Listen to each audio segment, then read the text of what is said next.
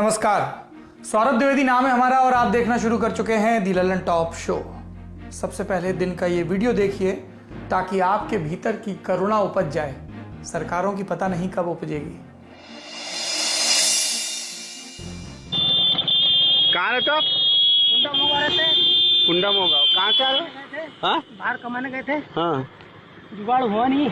हाँ हाँ। आने का पैसे का। रुक जाओ ना भैया भैया भैया भैया भैया भैया मुझे ज्यादा टाइम नहीं। 1 मिनट बस।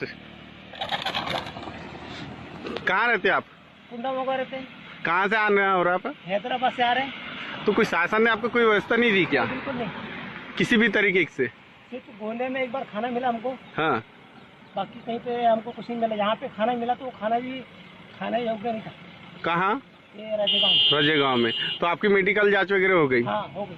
तो आपको वहाँ जो हैदराबाद में किसी तरीके की कोई सुविधा नहीं मिल पाई है? नहीं, कुछ भी नहीं। किसी भी तरीके नहीं। किसी भी तरीके। कितने दिन हो गए? तस्वीर में गाड़ी खींच रहे शख्स का नाम है राजू। गाड़ी पर बैठी हुई है इनकी 8 महीने की गर्भवती पत्नी धरवंती और उनकी गोद में है 2 साल की बेटी अनुरागिनी। राजू मध्य प्रदेश के बालाघाट के कुंडमोह गांव के रहने वाले हैं। हैदराबाद में काम करते थे। लॉकडाउन में काम बंद हो गया। कुछ दिन किसी तरह निकाले, फिर घर जाने के लिए यहाँ वहाँ जाकर मिन्नतें की, लेकिन मदद नहीं मिली तो आखिर पैदल घर के लिए निकले। राजू बेटी को गोद में लेकर और पत्नी सामान लेकर। सफर लगभग 660 किलोमीटर का था। बच्ची के लिए चप्पल भी नहीं थी। तो आत्मनिर्भरता के कीवर्ड बनने से 2 हफ्ते पहले राजू ने अपने हाथ से एक गाड़ी बनाई, उसमें पत्नी और बच्ची को बिठाया। फिर राजू 17 दिन में इस गाड़ी को खींचते हुए बालाघाट पहुंच गए। बालाघाट की सीमा महाराष्ट्र से लगती है। मध्य प्रदेश के राजगांव में चेक पोस्ट है। यहीं मिले खाने के लिए राजू ने कहा कि वो खाने लायक नहीं था। वैसे प्रशासन की तरफ से बयान आया कि पुलिस की एक गाड़ी राजू तक पहुंची, बेटी को बिस्किट और चप्पल दी, परिवार को घर तक छोड़ा गया। कोरोना से बचने के लिए लगाया गया लॉकडाउन ऐसी तमाम तस्वीरों का कोलाज बनता जा रहा है। लोग अपनी टाइमलाइन पर इन्हें देखते हैं, स्क्रॉल करते हैं, अपनी अपनी पॉलिटिक्स और सहूलियत के हिसाब से नेताओं को चुन के कोस देते हैं। यहाँ पर तेलंगाना इन्वॉल्व है, यहाँ पर महाराष्ट्र इन्वॉल्व है, यहाँ पर मध्य प्रदेश इन्वॉल्व है। एक जगह रीजनल पार्टी, एक जगह कांग्रेस शिवसेना का गठबंधन एनसीपी का, एक तरफ भाजपा। आप भी अपनी पॉलिटिक्स की सहूलियत के हिसाब से कोस सकते हैं, लेकिन जब उससे वक्त मिले तब पूछिएगा। सरकारें जिन गरीबों का बार बार जिक्र कर रही हैं, उन गरीबों की ये तस्वीरें क्या उन्हें नजर नहीं आ रही? हर सरकारी अधिकारी, चाहे वो देश के किसी कोने से हो, एक ही तरह का जवाब देता है। मामला प्रकाश में आते ही तत्काल मदद दी गई, अब सब ठीक है। ये समझना मुश्किल है कि इतनी मुस्तैदी है तो फिर कोई व्यक्ति 17 दिन तक सड़क पर गाड़ी कैसे खींचता रहा? और अगर राज्य अपने यहाँ आ रहे मजदूरों का सचमुच स्वागत कर रहे हैं, उनकी मदद के लिए दौड़े जा रहे हैं, तो फिर बॉर्डर पर मिले खाने को राजू ने खाने लायक क्यों नहीं समझा? जबकि वो कह रहे हैं कि लंबा वक्त हो गया, एक बार छोड़कर कहीं खाना मिला ही नहीं। सवाल छोड़कर जा रहा हूँ ताकि आप ये सवाल जब आपको ज़रूरी लगे तब अपने हुक्मरानों से, अधिकारियों से ज़रूर पूछें। आप सवाल नहीं पूछते हैं, इसीलिए ना तो तसल्ली बख्श जवाब मिलते हैं, ना ही समाधान मिलता है। मिलते हैं तो सिर्फ प्रवचन। सुर्खियों की तरफ बढ़ते हैं। दुनिया भर में कोरोना संक्रमण के कुल मामले हो गए हैं 42,63,000। ठीक हुए हैं 14,93,661 लोग। मौतें हुई 2,92,000। भारत की बात करें तो पिछले 24 घंटे में भारत में 3,525 नए मामले सामने आए, 122 लोगों की मौत हुई। इन्हें मिलाकर भारत में संक्रमितों की कुल संख्या हो गई 74,281। ठीक हुए हैं 24,386 लोग। मौतें हुई 2,415। सबसे खराब हालत महाराष्ट्र में है, जहां 24,400 से ज्यादा मामले हैं। राज्य में बड़ी संख्या में पुलिस के अधिकारी और जवान भी संक्रमित हुए। लगातार ड्यूटी पर लगे पुलिस जवानों को राहत देने के लिए अब महाराष्ट्र सरकार ने अर्धसैनिक बलों की 20 कंपनियां मांगी हैं। महाराष्ट्र के गृह मंत्री ने जानकारी दी कि ईद और दूसरे त्योहार नजदीक आ रहे हैं। इसे देखते हुए केंद्र से अर्धसैनिक बलों के 2,000 जवान मांगे गए हैं। महाराष्ट्र में पहले से ही अर्धसैनिक बलों की 32 कंपनियां पुलिस का हाथ बटा रही हैं। दूसरा अपडेट, कोरोना वायरस के बाद से कई लोग वर्क फ्रॉम होम कर रहे हैं। कुछ लोगों को दफ्तर की याद आ रही है, कुछ हमारे जैसे लोग हैं जो दफ्तर आ भी गए हैं थोड़े समय के लिए। कुछ लोग घर पर काम कर रहे हैं। पर लॉकडाउन खुलेगा तब क्या होगा? कंपनियों के ऐलान आ रहे हैं कि दिसंबर तक घर से काम करिए। ऐसे में ट्विटर का ऐलान सुर्खियां बना रहा है। ट्विटर ने क्या कहा? बज़फीड न्यूज के मुताबिक ट्विटर के सीईओ जैक डॉर्सी ने ट्विटर के कर्मचारियों से कहा कि वो अब हमेशा के लिए घर से काम कर सकते हैं। मतलब कोरोना और लॉकडाउन के बाद भी दफ्तर आने की जरूरत नहीं है। तीसरी सुर्खी, पीएम के लोकल पर जोर वाली अपील का असर दिखने लगा है। गृह मंत्री अमित शाह ने ऐलान किया कि अब से सभी केंद्रीय अर्धसैनिक बल जैसे सीआरपीएफ, बीएसएफ इत्यादि इनकी कैंटीन्स में भारत में बना सामान ही बिकेगा। ये फैसला 1 जून से लागू होगा। गृह मंत्री का कहना है कि 10 लाख जवानों के परिवार में तकरीबन 50 लाख लोग इस फैसले के बाद रोजमर्रा की जिंदगी में जो घर में बना यानी कि देश में बना सामान है उसका इस्तेमाल करेंगे। अब आते हैं आज की बड़ी खबर पर। 20 लाख करोड़ बहुत बड़ी रकम है, 20 के आगे 12 जीरो। बड़ी रकम तभी तो कल प्रधानमंत्री नरेंद्र मोदी खुद टीवी पर आकर देश को यह रकम बता गए, तुकबंदी के साथ 20 लाख करोड़ इन 2020। एक बार फिर प्रधानमंत्री जी से समझ लीजिए, फिर हम समझाएंगे। कोरोना संकट से जुड़ी जो आर्थिक घोषणाएं की थी, जो रिजर्व बैंक के फैसले थे और आज जिस आर्थिक पैकेज का ऐलान हो रहा है उसे जोड़ दें तो ये करीब करीब 20 लाख करोड़ रुपए का है। 20 लाख करोड़ रुपए का है। ये पैकेज भारत की जीडीपी का करीब करीब 10% है। प्रधानमंत्री जी ने कहा था कि किसे कितना मिलेगा इसकी डिटेल सरकार बाद में देगी। डिटेल की पहली किश्त लेकर आज वित्त मंत्री निर्मला सीतारमण आई। उनके साथ थे वित्त राज्य मंत्री अनुराग ठाकुर और दूसरे बड़े अधिकारी मंत्रालय के। लगा कि 20 लाख करोड़ का सारा हिसाब आज ही मिल जाएगा, लेकिन आते ही वित्त मंत्री ने बताया पैकेज बहुत बड़ा है, इसलिए एक दिन में पूरा नहीं बताएंगे, रोज एक एक किश्त लेकर आएंगे। पूरा बताने में 5-6 दिन लगेंगे, रोज एक सेक्टर की बात। और इसी स्कीम में आज वित्त मंत्री ने एमएसएमई यानी माइक्रो स्मॉल मीडियम एंटरप्राइज उद्योगों की बात की। बड़े बड़े सारे ऐलान, पर हम आपको बताएंगे काम की बात है। सबसे पहले बड़ा ऐलान सुनिए वित्त राज्य मंत्री अनुराग ठाकुर से। ये जो हमारा सूक्ष्म लघु मध्यम उद्योग है, कुटीर उद्योग है, गृह उद्योग है, इन सबका एक बहुत महत्व है। 12 करोड़ से ज़्यादा लोगों को ये रोजगार देते हैं।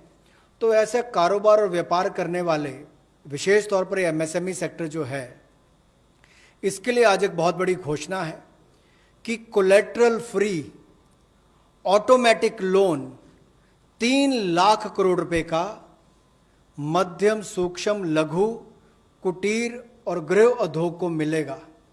इसमें किसी को अपनी ओर से कोई गारंटी, कोई कोलेटरल देने की आवश्यकता नहीं है और इसका समय सीमा भी 4 वर्ष की होगी और पहले 12 महीने यानी कि पहला 1 वर्ष उनको प्रिंसिपल रीपेमेंट नहीं करना पड़ेगा, इनके मूलधन का चुकाना नहीं पड़ेगा, मूलधन को नहीं चुकाना पड़ेगा।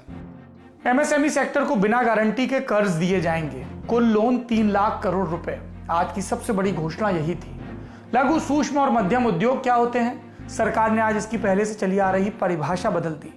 नई परिभाषा इन्वेस्टमेंट और टर्नओवर के हिसाब से है। सीमा पहले से ज्यादा कर दी गई। आप इस टेबल में देख रहे हैं 1 करोड़ इन्वेस्टमेंट और 5 करोड़ टर्नओवर वाले उद्योग माइक्रो की कैटेगरी में आएंगे। स्मॉल का टर्नओवर 50 करोड़ से कम होना चाहिए और मीडियम का 100 करोड़ से कम। इसी सेक्टर के लिए दूसरा ऐलान, जो एमएसएमई पहले से आर्थिक संकट से जूझ रहा है, उसकी मदद के लिए 20,000 करोड़ के लोन का प्रावधान है। तीसरी बात, जो उद्योग अच्छे चल रहे हैं उनमें और पैसा डालने के लिए 50,000 करोड़ की इक्विटी। चौथी बात, छोटी कंपनियों के कर्मचारियों के ईपीएफ में कंपनी और कर्मचारी का हिस्सा। मार्च, अप्रैल और मई तक सरकार ने डालने की बात कही थी, अब इसे 3 महीने और बढ़ाकर अगस्त तक के लिए कर दिया गया है। इसमें कुल पैसा होगा 2500 करोड़ रुपए। पांचवी बात, वेतन भोगी कर्मचारियों के लिए एक ऐलान। ईपीएफ में अब तक कंपनी और कर्मचारी कंट्रीब्यूशन 12% हिस्सा होता था, इतना ही कटता था। अब उसको घटाकर 10% कर दिया गया है। सरकार का कहना है कि इससे 6,750 करोड़ रुपए ईपीएफ में कम जाएंगे, लोगों के पास ज्यादा रहेंगे। इसके अलावा बिजली सप्लाई करने वाली कंपनियों को 90,000 करोड़ का लोन दिया जाएगा। कर्ज देने वाली छोटी संस्थाएं, जिनको माइक्रो फाइनेंसिंग यूनिट कहते हैं, उनको 50,000 करोड़ के लोन दिए जाएंगे ताकि वो आगे छोटे लोन दे सकें। नॉन सैलरीड यानी कि वेतन न पाने वाले लोग पैसे का जो लेन देन करते हैं उस पर लगने वाला टैक्स अब 25% कम लगेगा। यानी पहले टैक्स के 100 कटते थे तो अब 75 ही कटेंगे। इन ऐलानों के बाद निर्मला सीतारमण से रिपोर्टर्स ने पूछा, 20 लाख और कहां कहां बांटेंगे ये तो बता दीजिए। 20 लाख करोड़, वित्त मंत्री का टाइपो, मेरा टाइपो। जवाब था अभी इंतजार करिए। अब हम अपना अंकगणित शुरू करते हैं, क्योंकि प्रधानमंत्री ने जीडीपी का 10% हिस्सा राहत पैकेज के तौर पर देने की बात कही थी। तो समझ लेते हैं। जीडीपी का मतलब होता है एक देश के भीतर साल भर में जितनी वस्तुएं बनती हैं और जो सेवाएं लगती हैं उनका मोल। जैसे भारत की जीडीपी साल 2019-20 में तकरीबन 200 लाख करोड़ की है। अब जीडीपी कोई तिजोरी में रखा पैसा तो है नहीं कि प्रधानमंत्री निकाल कर दे देंगे।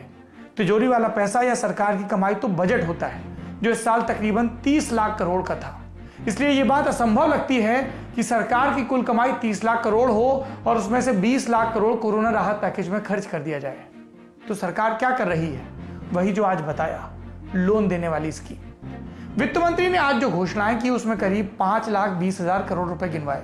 20 लाख करोड़ में से ये रकम कम करेंगे तो पीछे बचेगा 14,80,000 करोड़। इसके अलावा सरकार ने लॉकडाउन लगने के बाद 26 मार्च को ही 1,70,000 करोड़ का प्रधानमंत्री गरीब कल्याण पैकेज दिया था, जिसमें सरकार ने कृषि सम्मान निधि जैसी कुछ ऐसी योजनाओं का पैसा भी जोड़ा था जो पहले से ही चलाई जा रही है।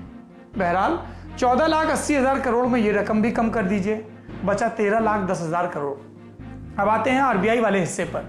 सरकार के 20 लाख करोड़ वाले पैकेज में लिक्विडिटी का हिस्सा सबसे बड़ा है, करीब 8 लाख करोड़, यानी कि 40%। लेकिन ये 8 लाख करोड़ रुपए किसे मिला, कहां गया? पूरी बात समझाते हैं। लिक्विडिटी अंग्रेजी का शब्द, हिंदी में कहते हैं तरलता। किसी गाढ़ी चीज को पानी में डालकर तरल किया जाता है, लेकिन अर्थव्यवस्था का गाढ़ापन पानी डालने से तरल नहीं होता, पैसे डालने से होता है। और पैसे कौन डालेगा? रिजर्व बैंक ऑफ इंडिया यानी कि आरबीआई। अर्थव्यवस्था में पैसे का फ्लो नियंत्रित करने का काम रिजर्व बैंक ऑफ इंडिया करता है। मतलब कोई कहे कि नया धंधा शुरू तो करना है लेकिन पैसा नहीं, पैसे का अभाव है, तो इसका इंतजाम अभी आरबीआई कर रहा है। रिजर्व बैंक ने कुछ नियमों में बदलाव किया ताकि बैंकों के जरिए पैसा बाजार में आए और लिक्विडिटी बढ़ जाए। आरबीआई ने फरवरी से लेकर अब तक जो कदम उठाए उनसे बाजार में 8 लाख करोड़ रुपए आने का अनुमान है। इसमें से कितना आया ये अभी कहा नहीं जा सकता। अब आरबीआई ने ऐसा क्या किया कि पैसा चलकर बाजार में आने लगा, इसकी बारीकी भी समझ लेते हैं। 6 फरवरी को आरबीआई मॉनेटरी पॉलिसी की बैठक के बाद कुछ कदम उठाने का ऐलान करती है। इससे बाजार में 2,80,000 करोड़ रुपए पहुंचने का अनुमान लगाया गया था। लॉकडाउन लगने के बाद 27 मार्च को आरबीआई ने रेपो रेट में 75 बेसिस पॉइंट की कटौती की, इसको 4.40% कर दिया। Reverse repo rate 90 basis point घटाकर 4% कर दिया। रेपो रेट यानी जिस ब्याज पर बैंक आरबीआई से कर्ज लेते हैं, रिवर्स रेपो रेट इसका उल्टा। रिवर्स रेपो रेट वो ब्याज दर जिस पर बैंक आरबीआई के पास पैसा जमा करवाता है। अब आरबीआई ने ये दोनों रेट घटाए, तो मतलब ये कि एक तो बैंकों को आरबीआई से सस्ता लोन मिलेगा, दूसरा बैंक आरबीआई के पास पैसा जमा करने से बचेंगे क्योंकि ब्याज की दर कम हो गई है। इसके बजाय वो पैसा कहीं और ज्यादा प्रॉफिट में लगाएंगे, यानी बाजार में पैसा जाएगा, लोगों को लोन मिलेगा। इसके अलावा आरबीआई ने सीआरआर यानी कि कैश रिजर्व रेशियो में भी 100 बेसिस पॉइंट की कटौती कर दी थी। इसे घटाने का मतलब है कि अब बैंकों के पास लोन देने के लिए ज्यादा पैसा होगा, यानी मार्केट में बैंकों से और पैसा पहुंचेगा। इसके अलावा आरबीआई ने एक और बड़ा कदम उठाया था, targeted long term repo operations यानी कि टीएलटीआरओ टूल को इस्तेमाल किया था। आरबीआई को जब टारगेट करके बैंकों से बाजार में पैसा लगवाना होता है तब आरबीआई ये तरीका अपनाता है। इस तरीके को सबसे पहले 2008 की मंदी में यूरोपीय सेंट्रल बैंक ने आजमाया था। इसमें आरबीआई 1 से 3 साल का लॉन्ग टर्म लोन देता है। इसके लिए ऑक्शन होता है। इसमें सिर्फ बैंकों को ही नहीं, नॉन बैंकिंग फाइनेंशियल कंपनी और माइक्रो फाइनेंस इंस्टीट्यूट को भी शामिल किया जाता है। इस तरीके से आरबीआई ने 1 लाख करोड़ रुपए इन संस्थाओं को देने का टारगेट रखा ताकि ये कॉर्पोरेट सेक्टर को लोन दें या सिक्योरिटी खरीदें, किसी भी तरह उद्योग धंधों तक पैसा पहुंचे। यानी 27 मार्च वाले आरबीआई के फैसलों से लिक्विडिटी बढ़ी 3,74,000 करोड़। इसके अलावा आरबीआई ने 17 अप्रैल को टीएलटीआरओ के तहत कुछ बैंक्स को फाइनेंस देकर 1 लाख करोड़ रुपए और बाजार में बढ़ाए। फिर 27 अप्रैल को ही म्यूचुअल फंड्स के लिए स्पेशल लिक्विडिटी फंड में 50,000 करोड़ जारी किए गए। ये सारा पैसा मिलाकर करीब 8 लाख करोड़ होता है। और सरकार वाले पैकेज में कितना बचा था? 13,10,000 करोड़। इसमें से 8 लाख करोड़ माइनस कर दीजिए, बचा 5,10,000 करोड़, यानी जीडीपी का 2.5%। सोशल मीडिया वाले गणित पर जाएं तो 20 लाख करोड़ को अगर देश के 130 करोड़ लोगों में बांट दिया जाए तो हर एक को करीब 15,385 रुपए मिलता। लेकिन ऊपर हमने जो गणित बताया उसके हिसाब से पूर्णमासी के चांद की तरह पैकेज घट गया। अब आपके लिए 3,846 रुपए ही बचे। मतलब सीटीसी और इन हैंड वाला फर्क है। देखना होगा इसका सरकार किस तरह से बंटवारा करती है। प्रधानमंत्री नरेंद्र मोदी ने राष्ट्र को संबोधित किया तो उसके कुछ हिस्सों पर सोशल मीडिया पर ऐतराज जताया गया। सबसे बड़ी बहस खड़ी हुई पीएम के उस दावे के इर्द गिर्द जिसमें उन्होंने कहा कि कोरोना का संकट आने से पहले भारत में पीपीई किट्स नहीं बनती थी, अब 2 लाख प्रतिदिन बनने लगी हैं। कोरोना महामारी, उसने हमें ये 3 अक्षर हटा दिए हैं। पीपीई क्या अर्थ है? Personal protective equipment. आसान भाषा में कहें तो व्यक्ति को सुरक्षा देने में काम आने वाला साजो सामान। इस किट में 6-8 चीजें शामिल होती हैं। पहला बॉडी सूट, कवरऑल भी कहा जाता है इसको। दूसरा शू कवर। तीसरा नाइट्रोइल ग्लव्स, विशेष तरह के दस्ताने जो बेहतर सुरक्षा देते हैं। चौथा 3 प्लाई मास्क, ये साधारण सर्जिकल मास्क है। 5वां फेस शील्ड, ये चेहरा ढकता है ताकि छींटे चेहरे पर ना आए। 6वां है N95 या KN95 मास्क। 7वां डिस्पोजेबल बैग और 8वां हैंड सैनिटाइजर। पहली 6 चीजें पहनी जाने वाली किट का हिस्सा है। डिस्पोजेबल बैग किट के इस्तेमाल के बाद उसे फेंकने के काम आता है, क्योंकि किट एक इस्तेमाल के बाद प्रदूषित मानी जाती है, इसलिए किट के साथ आए मजबूत बैग में रखकर इसे अस्पताल के कचरे में डाला जाता है। और हैंड सैनिटाइजर तो हम सब जानते हैं, हाथ साफ करने के काम आता है। तो क्या भारत में कोरोना से पहले पीपीई किट बनती ही नहीं थी? 100% एक्यूरेसी के साथ इसका जवाब हाँ या ना में नहीं दिया जा सकता। क्यों? हम आपको समझाते हैं। जिन चीजों का आपने ऊपर जिक्र सुना उनमें अलग अलग चीजों का इस्तेमाल भारत में होता आया है। एक बात और बता दें आपको, HIV और कोरोना अलग अलग तरह के संक्रमण हैं, इसलिए इनकी किट भी अलग अलग तरह की होती है। कोरोना महामारी के आने के बाद पीपीई किट्स के इस्तेमाल पर जोर दिया गया, क्योंकि इसमें मरीजों की नाक और मुंह से निकलने वाले कणों से डॉक्टर्स और नर्सिंग स्टाफ के संक्रमित होने का खतरा था। लेकिन हमने आपको बताया HIV वाली किट से काम नहीं बनना था। ऐसे में कोरोना महामारी जब हमारे दरवाजे पर आ गई तब हंगामा बरपा कि पीपीई किट कैसे बनाई जाए। इसे लेकर सरकार की कोई स्पष्ट गाइडलाइंस थी ही नहीं, ना नियम थे, ना ही कोई बड़ा क्वालिटी चेक। इसलिए भारत में जहां इन किट्स का इस्तेमाल हो भी रहा था वो ज्यादातर आयातित थी। कोरोना संकट आने के बाद बड़े मैन्युफैक्चरर्स ने फरवरी में सरकार से गाइडलाइंस जारी करने की अपील की। स्क्रॉल वेबसाइट के मुताबिक सरकार ने 2 मार्च को किट को लेकर गुणवत्ता के नियम जारी किए, लेकिन इन्हें सार्वजनिक किया गया 24 मार्च को। भारत में पहले किट्स की टेस्टिंग के लिए एक लैब थी। बढ़ते बढ़ते ये संख्या 30 अप्रैल को 8 पर पहुंची, लेकिन इसमें भी सरकार ने 5 हफ्ते लिए। इतनी देर में 30,000 नए मामले सामने आ चुके थे। फिलहाल भारत के पास पीपीई किट के स्टैंडर्ड्स का एक बेसिक ढांचा है। टेस्टिंग का काम रक्षा अनुसंधान एवं विकास संगठन यानी कि DRDO से जुड़ी institute of nuclear medicine and allied sciences INMAS जैसी लैब्स में होता है। यहाँ किट के फैब्रिक की मजबूती, सिलाई और दूसरी चीजें परखी जाती हैं। एक बार सर्टिफिकेट मिलने पर सरकारी अस्पतालों को किट सप्लाई की जा सकती है, लेकिन हर नए बैच में से सैंपल जांच के लिए भेजने पड़ते हैं ताकि गुणवत्ता बनी रहे। अब समस्या यह है कि इन लैब्स के पास इतने सैंपल जमा हो चुके हैं कि 24 घंटे काम करने के बावजूद इन्हें टेस्टिंग में 5 हफ्ते तक लगने की बात मीडिया रिपोर्ट्स में आ रही है। इसका मतलब यह हुआ कि किट बनाने वाले अपनी मशीनों के साथ इंतजार करते रहते हैं। जिनके पास सर्टिफिकेट है वो भी प्रोडक्शन का काम कम किए हुए हैं, क्योंकि जिस बैच से सैंपल लिया गया अगर उसी मटेरियल से किट बनाते रहे और बाद में पता चला कि सैंपल फेल हो गया तो सारा माल बेकार हो जाएगा। पीपी किट बनाने वालों को पेमेंट, मजदूरों की आवाजाही और रॉ मटेरियल जुटाने में दिक्कतों का भी सामना करना पड़ रहा है। उनकी परेशानियां जानने के लिए हमारे साथी रजत शर्मा ने सरकार की ओर से अप्रूव किए गए 10 मैन्युफैक्चरर्स से बात की। इनमें से अधिकतर टेक्सटाइल बैकग्राउंड से हैं, जो पहले टेक्सटाइल का इंपोर्ट एक्सपोर्ट करते थे। लॉकडाउन में वो पीपीई किट बनाना शुरू कर रहे हैं। इन्होंने बताया कि सबसे बड़ी समस्या है DRDO से किट अप्रूव करवाना। यूपी सरकार के साथ काम कर रहे एक बड़े मैन्युफैक्चरर ने नाम न जाहिर करने के आग्रह पर बताया कि हमें पेमेंट्स मिलने में भी बड़ी दिक्कत हो रही है, खासतौर पर सरकार की तरफ से। सरकार को हमें कुछ अमाउंट एडवांस देना चाहिए ताकि हम रॉ मटेरियल खरीद सकें। हर घंटे कोरोना बढ़ रहा है, हमें भी तैयारी बढ़ानी होगी, लेकिन अगर सरकारी व्यवस्था में पैसा अटकेगा तो हमारे लिए काम करना असंभव हो जाएगा। कोरोना से पहले टेक्सटाइल एक्सपोर्ट करने वाले नोएडा के एक व्यापारी का कहना है कि उनकी किट DRDO से 27 अप्रैल को अप्रूव हो गई, लेकिन आज 15 दिन बीत जाने के बाद भी प्रोडक्शन शुरू नहीं कर पाए।